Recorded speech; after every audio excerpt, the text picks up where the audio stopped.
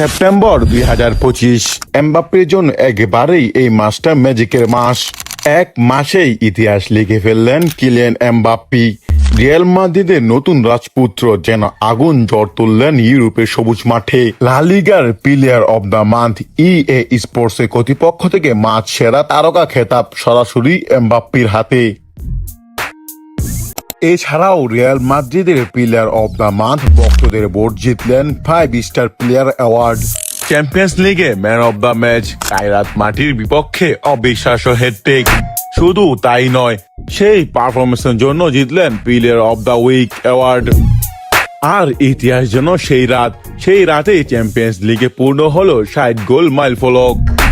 September মাসে মোট গোল 12টি, Real Madrid আর ফ্রান্সের হয়ে 2 গোল, লা লিগায় 5টি গোল, 1টি অ্যাসিস্ট, চ্যাম্পিয়ন্স লিগেই 5টি গোল, জাতীয় দল হয়েও গোল।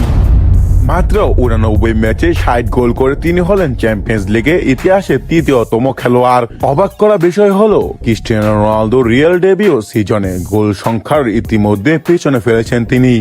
Insane from coach Xabi Alonso প্রশংসায় ভাসালেন।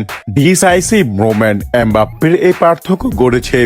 আর বয়ের ব্যাপার হলো এটা কেবল মাত্র শুরু। এখানে প্রশ্ন হচ্ছে, এমবাপ্পে কি সত্যি মেসি রোনালদোর কিংবদন্তির পথ ধরে এগাচ্ছে, নাকি সামনে আরো কঠিন চ্যালেঞ্জের অপেক্ষা করছে? আপনার মতামত কমেন্টে জানাতে ভুলবেন না।